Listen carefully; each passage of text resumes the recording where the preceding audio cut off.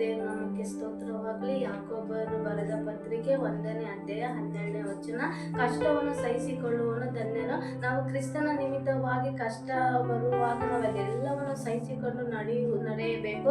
ಯೋಬನು ಯಾವ ರೀತಿ ಕಷ್ಟವನ್ನು ಸಹಿಸಿಕೊಂಡು ನಡೆದರೋ ಅದೇ ರೀತಿ ನಾವು ಕಷ್ಟವನ್ನು ಸಹಿಸಿಕೊಳ್ಳುವಾಗ ದೇವರು ನಮ್ಮ ಜೊತೆಗಾರನಾಗಿರುತ್ತವೆ. ಅವು ಬರುವ ಎಲ್ಲ ಕಷ್ಟದಿಂದ ದೇವರು ನಮ್ಮ ಜೊತೆಗಾರನಾಗಿದ್ದು ಆ ಕಷ್ಟವನ್ನು ಸಹಿಸಿಕೊಳ್ಳುವುದಕ್ಕೆ ನಮಗೆ ದೇವರು ಸಹಾಯ ಮಾಡುತ್ತಾರೆ.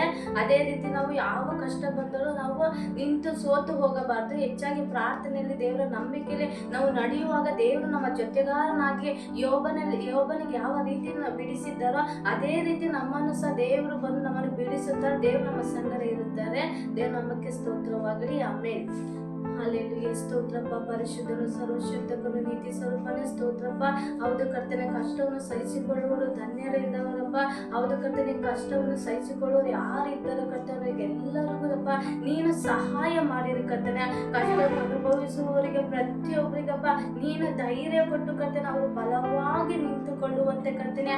ಯಾವುದೇ ಒಂದು ಕಷ್ಟದಲ್ಲಿ ಕರ್ತನೆ ಅವರು ಕುಂದಿ ಹೋಗದಂತೆ ಕರ್ತನೆ, ಸೋತು ಹೋಗದಂತೆ ಕ್ರಿಸ್ತನು ನನ್ನ ಸಂಗಡ ಇದ್ದಾನೆಂದು ಕರ್ತನೆ ಅವರು ಬಲವಾಗಿ ನಾವು ಕ್ರಿಸ್ತನಲ್ಲಿ ನಡೆಯುವಂತೆ ದೇವರೇ ನೀನು ಅವರಿಗೆ ಸಹಾಯ ಮಾಡಿರಿ ಕರ್ತನೆ.